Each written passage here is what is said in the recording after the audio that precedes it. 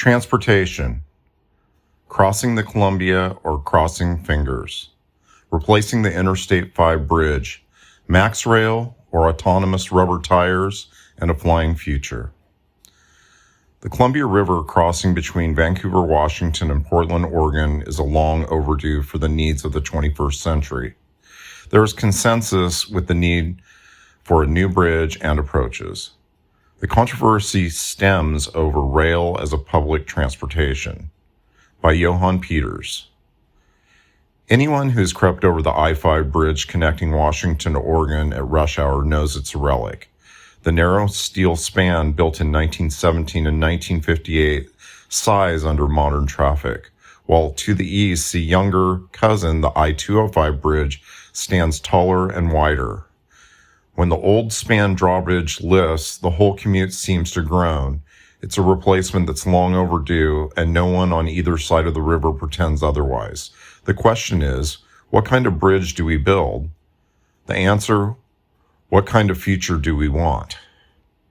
A new bridge is basically an opportunity to untangle a system where major state routes all converge into a single choke point.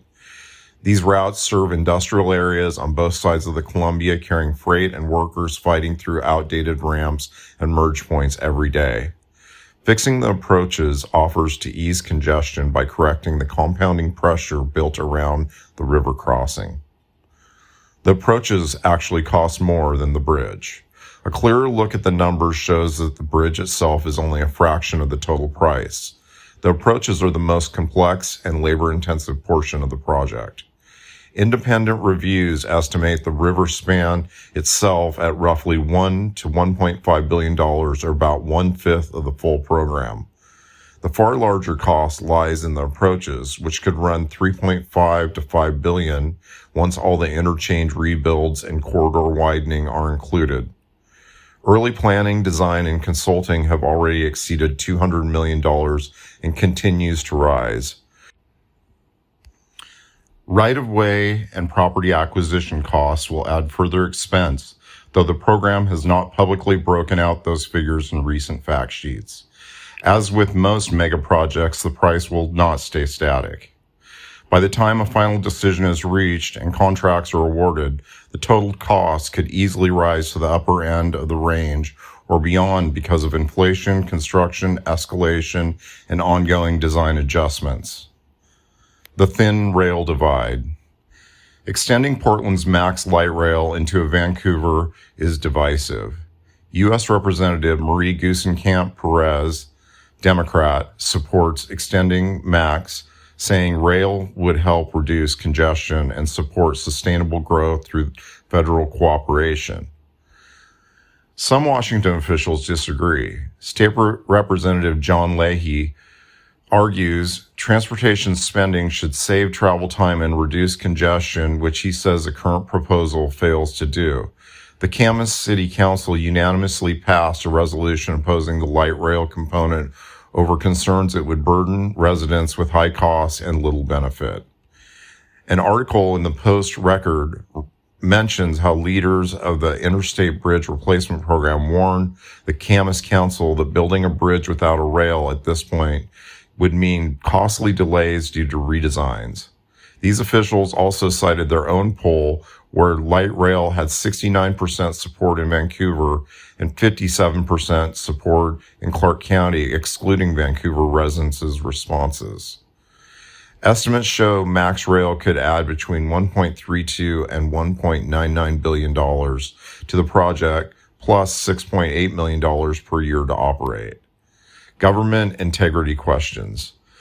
The debate over light rail got shady in March, with Clark County Councilor Michelle Belknap was removed from the CTRAN board 1 day after voting against the language that would allow local tax dollars to fund light rail operations. Her lone vote broke 4-1 on the council. Belcott was removed from the CTRAN board by her council colleagues within 24 hours. A Skamania County Sheriff's Office investigation later found her removal invalid and recommended fines for the 4 counselors.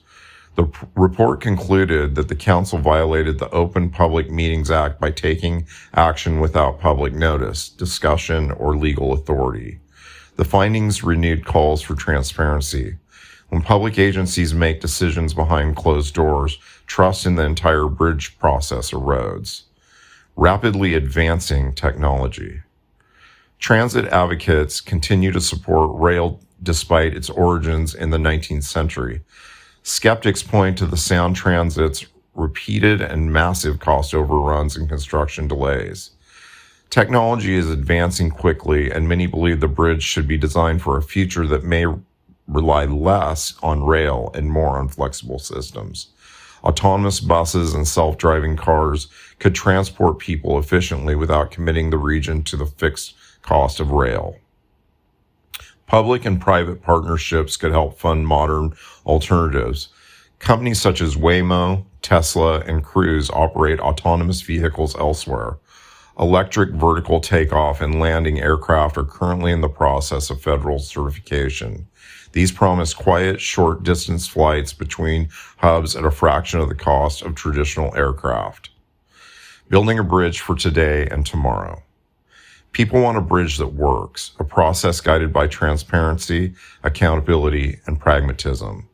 We've watched the Seattle Sound Transit project swell from early low billion estimates into more than $12 billion while schedules slipped year after year. Washington and Oregon can build a bridge that gets us across the river without crossing our fingers that we'll miss a traffic jam. If the region can balance today's needs with tomorrow's possibilities, the new bridge can do more than span the Columbia. It can show that we built something ready for the future. Johann Peters is on the Cascade Board of Directors, serving in one of the positions for District 3-6.